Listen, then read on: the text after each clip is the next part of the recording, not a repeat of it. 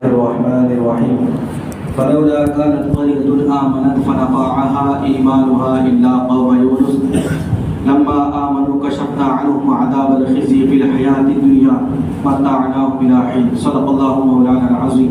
تمام حضرات مل کر کے درود پاک پڑھیے. اللهم صل على سيدنا مولانا محمد بارك سلم صلاة والسلام عليك يا رسول الله صلى الله تعالى عليه وسلم. حضرات محترم، حضرت عبداللہ ابن عباس رضی اللہ تعالی عنہ ہم نے جو سورت سنی، ایک بات تو یہ سماعت فرما لیں کہ ہم نے آج 2 پارے سماعت کیے، اس لحاظ سے ہمارے آج 11 پارے مکمل ہوئے. اس میں ایک سورت ہم نے مکمل سنی جس کو سورہ یونس کہا جاتا ہے. حضرت عبداللہ ابن عباس رضی اللہ تعالی عنہ فرماتے ہیں کہ یہ سورت مکہ مکرمہ میں نازل ہوئی، بس 3 آیتیں اس کی مدینہ منورہ میں نازل ہوئی.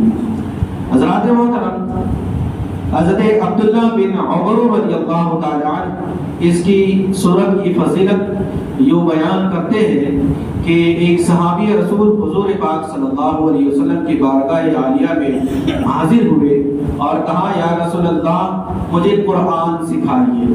حضور صلی اللہ علیہ وسلم نے فرمایا، الف لام را سے شروع ہونے والی 3 سورتیں پڑھو. تو پھر حضور علیہ الصلوۃ والسلام سے انہوں نے پھر کہا، یا رسول اللہ میری عمر بہت ہو چکی ہے، میرا دل سخت ہو گیا ہے، میری زبان موٹی ہو گئی ہے.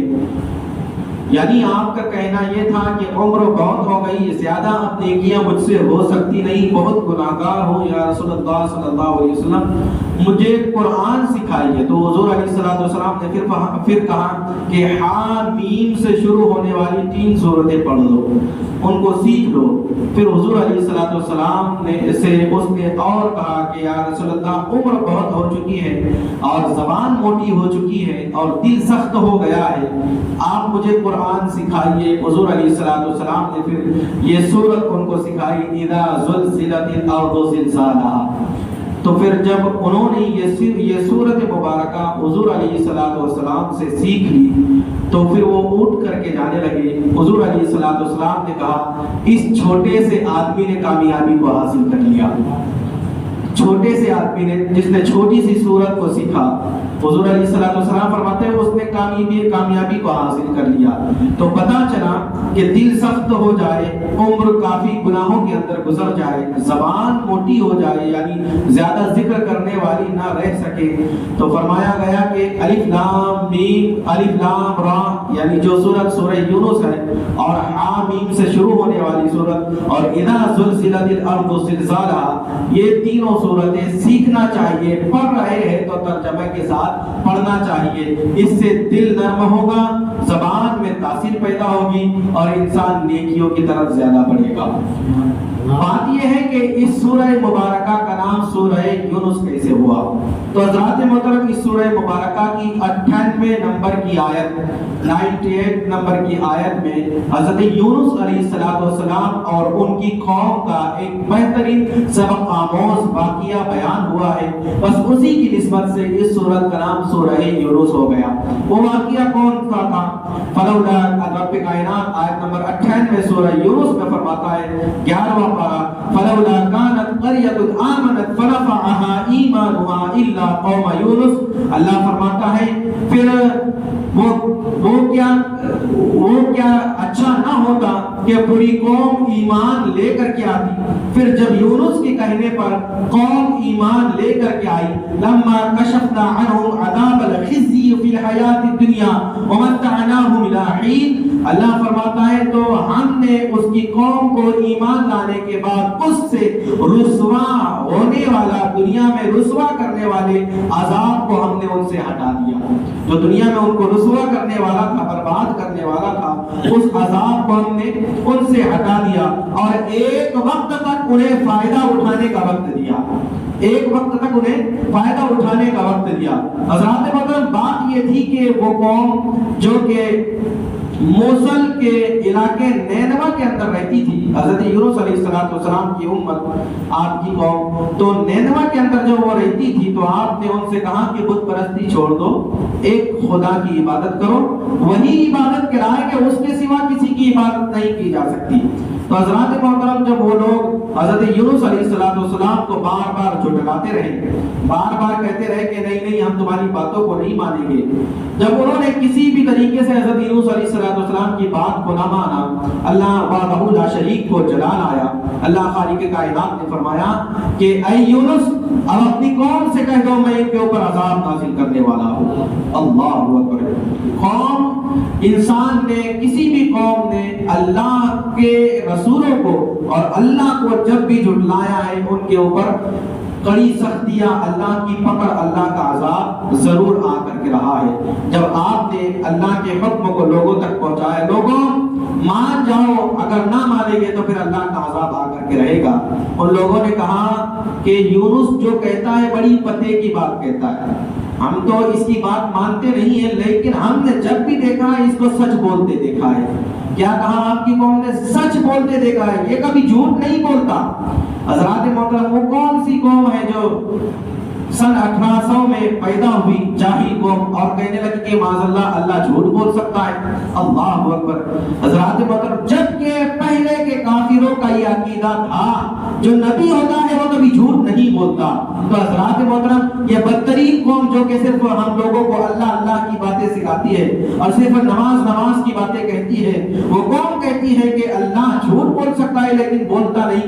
حضرات محترم، کافروں کا بھی یہ عقیدہ رہا ہے کہ اللہ کیا اللہ کے رسول کبھی جھوٹ نہیں بول سکتے۔ تو یونس علیہ السلام کی قوم نے کہا یونس کی باتوں پر یاد رکھنا، وہ کبھی جھوٹ نہیں بولتا، وہ جب تک ہماری بستی کے اندر رہے گا ہمارے اوپر عذاب نہیں آ سکتا۔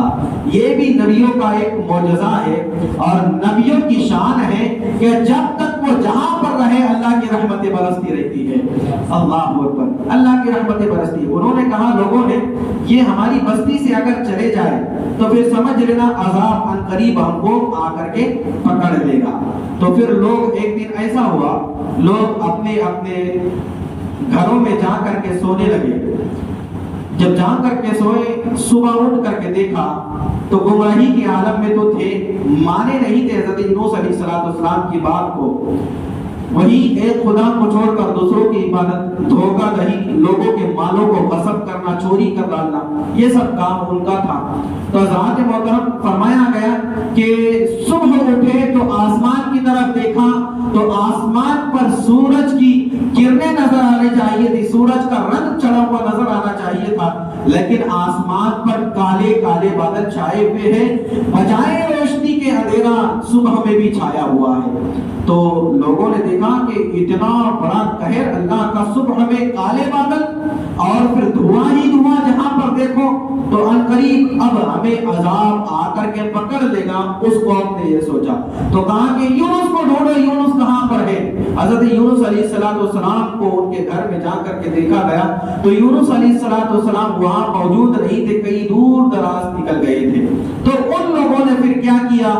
موٹے موٹے لباس اپنے جسم پر پہن لیے اور میاں شوہر بیوی کو چھوڑ گیا، باپ بیٹے کو چھوڑ گیا، ماں نے اولاد کو چھوڑ دیا، سب جنگل میں نکل گئے اور یہ کہنے لگے کہ اے اللہ ہم سے بڑی بھول ہوئی ہے، ہمیں معاف فرما دے۔ اور پھر جس کا حق دبایا ہوا تھا، گویا کہ اس نے ایک پتھر بھی اگر کسی کا دبایا ہوا تھا اور وہ اپنے گھر کی بنیاد جس کو ہم پایا کہتے ہیں اس کے اندر دبا دیا ہوا تھا، تو اس نے وہ پتھر اپنے پائے سے نکال کر، اپنے گھر کی بنیاد سے نکال کر اس شخص کو دے دیا اور کہا مجھ سے غلطی ہو گئی تھی، تیرا پتھر میں نے دبا کر کے رکھ لیا تھا، چوری کر کے اپنے گھر کے اندر لگا دیا تھا۔ وہ پتھر تک کے لوگوں نے ایک دوسرے کے لوٹا دیے، تو پھر مال بھی انہوں نے لوٹا دیے ہوگے، جو چیز پر انہوں نے قبضہ کیا دوسروں کی ناحق، ساری چیزوں کو انہوں نے ان کے پاس لوٹا دیا جس کے وہ مالک تھے۔ اور پھر جنگلوں میں جا کر کے کہنے لگے خالق کائنات ہم سے بڑی بھول ہوئی، جو یونس تیرا دین لے کر کے آئے ہیں اسی دین کو ہم قبول کرتے ہیں، تو ہمارے گناہوں کو معاف فرما۔